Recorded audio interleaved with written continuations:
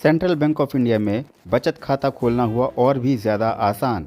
अब आप घर बैठे अपने मोबाइल, टैबलेट, कंप्यूटर या लैपटॉप पर भी एप्लीकेशन भर सकते हैं और उसको सबमिट करके सेम डे अपने अकाउंट नंबर को बैंक से प्राप्त कर सकते हैं। तो आइए जानते हैं इसका प्रोसेस। अपने मोबाइल, कंप्यूटर या टैबलेट पर आप क्रोम ब्राउज़र पे जाएं। क्रोम ब्राउज़र पे जाने के बाद आप हमारी साइट यानी कि सेंट्रल बैंक ऑफ इंडिया की साइट पर जाएं। इस साइट का लिंक मैं अपने डिस्क्रिप्शन पे डाल दूंगा, जहां से आप बड़े आसानी से इस साइट को एक्सेस कर पाएंगे। साइट ओपन होने के बाद आपको इस तरीके का एक पेज दिखाई देगा और इस पेज में हम ढूंढेंगे ऑनलाइन अकाउंट ओपनिंग, जो कि आपको एकदम ऊपर बीच में लिखा हुआ मिल जाएगा। तो आपको उस पर क्लिक करना है और क्लिक करने के बाद हमें इस तरीके की एक और स्क्रीन प्राप्त होती है। यहाँ पर हमें देखने को मिलता है 3 option: new user, check status, resume form filling activity. हम सबसे पहले वाले ऑप्शन पे जाएंगे, न्यू यूज़र पे, क्योंकि हमारा सेंट्रल बैंक ऑफ इंडिया में अकाउंट ही नहीं है, तो हम एक यूज़र क्रिएट करते हैं।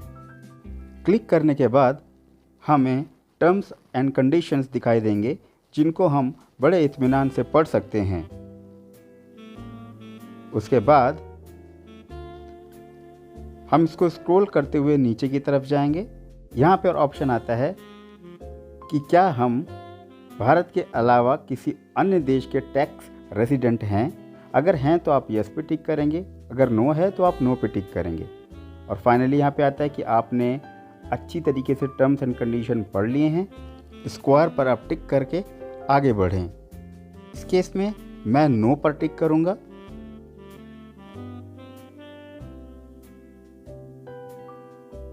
दोनों पॉइंट्स को सिलेक्ट करने के बाद मैं करता हूं एग्री। एग्री करने के बाद आप देखेंगे कि आपके पास एक फॉर्म ओपन हो रहा है और उस फॉर्म को फिल करने के लिए हमारे पास मैक्सिमम टाइम जो दे रखा है वो है 15 मिनट्स। इस फॉर्म में मैंने कस्टमर टाइप के आगे पर्सनल, पब्लिक, स्टूडेंट को सेलेक्ट किया है। आप चाहें तो अपने हिसाब से कोई और विकल्प चुन सकते हैं, या अगर आपके हिसाब का विकल्प नहीं है तो आप अदर्स को सेलेक्ट करें। सभी विकल्पों को अच्छे से पढ़ने के बाद आप अपनी सारी डिटेल्स उस फॉर्म में फिल करें, जैसे कि आधार नंबर, आपका नाम, एड्रेस, मोबाइल नंबर। आधार के अलावा यदि आपके पास कोई दूसरी आईडी है तो उस आईडी का ब्यौरा दें, क्योंकि आधार दोनों आईडी यानी कि आईडी प्रूफ और एड्रेस प्रूफ की जगह यूज़ हो सकता है। तो इस फॉर्म में मैंने आधार को ही एड्रेस प्रूफ के लिए यूज़ कर लिया है। प्रिय ग्राहकों, याद रखें कि इस फॉर्म में जो भी चीज़ पूछी गई हैं, जो इम्पॉर्टेंट है, जिसके बगैर आप आगे नहीं बढ़ पाएंगे, उन ऑप्शनों पे रेड कलर का छोटा सा निशान लगा दिया गया है। आपकी पर्सनल ईमेल आईडी भी इस फॉर्म को फिल करने के लिए एक मैंडेटरी पॉइंट है, इसलिए ये सुनिश्चित कर लें कि आपके पास अपनी पर्सनल ईमेल आईडी होनी चाहिए। सेंट्रल बैंक ऑफ इंडिया की किस शाखा में आप अपना खाता खुलवाना चाहते हैं, या यदि आप किसी और के लिए घर बैठे खाता खोलने के लिए इच्छुक हैं, तो उससे उसकी पसंद की सिटी के बारे में जानकारी लें और ड्रॉप डाउन मेन्यू में जा करके सिटी वाले पॉइंट पे अपने हिसाब से सिटी को सेलेक्ट करें। मैंने अपने कीबोर्ड से ही सोलन टाइप कर दिया है, जिसकी वजह से ड्रॉप डाउन को मैं स्किप करके डायरेक्ट सोलन पर चला गया और सोलन में जा करके मुझे होम ब्रांच दिखा रहा है सप्रून, पर मुझे सप्रून नहीं चाहिए। तो इसलिए मैं ब्रांच वाले कॉलम पे जा करके क्लिक करूँगा, जिससे मुझे सोलन डिस्ट्रिक्ट में आने वाली सारी शाखाओं के बारे में पता चलेगा। उसके बाद मैं अपनी पसंद की शाखा को सेलेक्ट करूँगा, जैसे कि मैंने यहाँ पर चुन लिया है दबलोक। जैसा कि आप देख पा रहे हैं, जब मैंने ID 2 पे UID लिखा तो ID 2 नंबर पर ऑटोमेटिकली मेरा आधार नंबर आ गया। वहीं अगर मैं UID हटा करके किसी अन्य ऑप्शन को लेता हूं, तो फिर वहां से ID 2 नंबर पर आधार नंबर चला जाता है। पर मेरे पास क्योंकि UID ही एड्रेस प्रूफ है, इसलिए मैं उसको ही रखूँगा। और ये आईडी मुझे कहाँ पर इशू हुई, मैंने लिख दिया उस जगह का नाम। ये आईडी मैंने हरिपुर से प्राप्त करी थी, इसलिए मैं आईडी कहाँ पर इशू हुई है वहाँ पर हरिपुर लिख देता हूँ। अब हम भर लेते हैं अपने नॉमिनेशन डिटेल्स। यहाँ पर मैंने नॉमिनेशन बनाया है मिसेस कांता देवी को, जो कि गार्डियन है। आप रिलेशनशिप में मदर, फादर, डॉटर, सन कोई भी विकल्प चुन सकते हैं। फॉर्म के आखिरी में हमें कुछ नंबर्स दिखाई देते हैं जिन्हें कैप्चा कहते हैं। इन्हीं कैप्चा को आपको उसके सामने बने हुए एम्प्टी बॉक्स में सही सही लिखना होता है।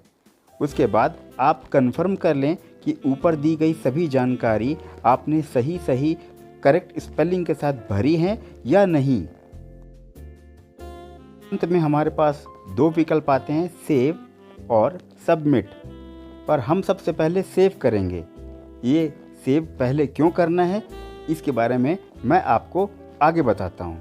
सेव पर क्लिक करने के बाद आपके पास एक पेज खुलेगा जहाँ पर आपको लिखा होगा कि thank you for registering with central bank of India online saving account facility, और आपको मिलेगा एक TRN नंबर। इस TRN नंबर को आप या तो कहीं पर सुरक्षित तरीके से लिख करके रखें या तो फिर इसका आप डायरेक्ट प्रिंट ही कर सकते हैं। TRN नंबर मिलने के बाद हम अपने ब्राउज़र को एग्ज़िट करेंगे। उसके बाद होम पेज पर जा करके दोबारा उसी साइट पर जाएंगे जहां से हमने ये सारा प्रोसेस स्टार्ट किया था।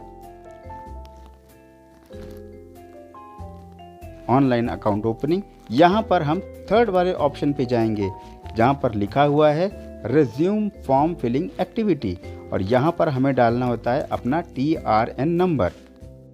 TRN नंबर डालने के बाद आप क्लिक करें सबमिट पर, और देखिए वो पेज जो हम पहले भर चुके थे वो हमारे पास दोबारा से वापस आ जाता है। पर ये क्या, आपका आधार नंबर तो यहाँ पर गलत है। एक्चुअली ये गलत नहीं है, ये आपके आधार नंबर का ही रेफरेंस नंबर है, यानी कि आपने अपना आधार नंबर सही डाला था तभी ये रेफरेंस नंबर आता है। हम उस रेफरेंस नंबर को दोबारा डिलीट करके फिर से अपना सही आधार नंबर इंसर्ट करेंगे और आईडी इश्यूड टू जहाँ पर ब्लैंक है वहाँ पर हम दोबारा से जहाँ पे हमें आईडी इशू हुई थी वो मेंशन कर देंगे। तो मेरे केस में था हरिपुर। फिर से सारी चीज़ें रेक्टिफाई करने के बाद हम जाते हैं एकदम लास्ट पे जहाँ पर हमें मिलता है फिर से कैप्चा, और इस बार हम सेव नहीं सबमिट करेंगे। और आइए देखते हैं कि हमें क्या मैसेज मिलता है। मोबाइल नंबर ऑलरेडी एग्जिस्ट, यानी कि मैं अपना मोबाइल नंबर पहले से ही किसी अन्य सेंट्रल बैंक ऑफ इंडिया के खाते में डाल चुका हूँ। ये कंडीशंस तब हो जाती हैं जब सपोज़ किसी हस्बैंड ने अपनी वाइफ का अकाउंट तो खुलवाया था पर उसने अपनी वाइफ का मोबाइल नंबर ना दे करके अपना मोबाइल नंबर दे दिया होता है, या कोई और वजह से, जैसे कि किसी बेटे ने अपनी माँ के खाते में आईडी तो माँ की डाली पर मोबाइल नंबर अपना दे दिया। इसी तरीके से कभी कभी आईडी ऑलरेडी एग्जिस्ट भी आ जाता है।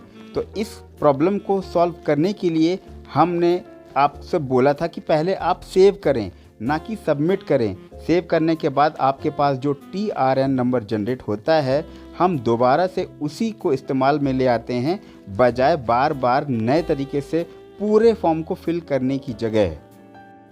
अब आप जान चुके हैं कि हमें क्या करना है। हमें फिर से रिज्यूम फॉर्म फिलिंग एक्टिविटी पे जाना होगा, TRN नंबर को इंसर्ट करना होगा और हमारा भरा हुआ फॉर्म हमें पहले की तरह वापस मिल जाएगा।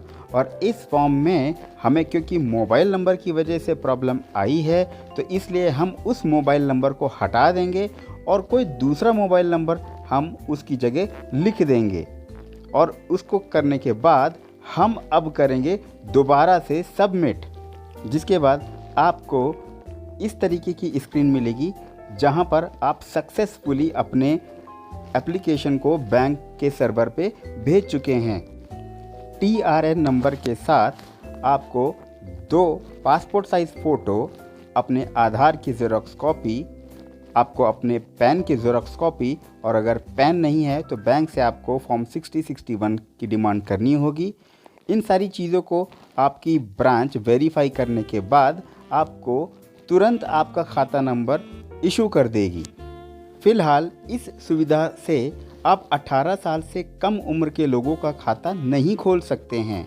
मैं आशा करता हूं कि मेरे द्वारा दी गई जानकारी से आप संतुष्ट होंगे और इसी तरीके से मुझे मोटिवेट करते रहें ताकि मैं और भी ज़्यादा इन्फॉर्मेटिव वीडियो आप लोगों के लिए बना सकूं।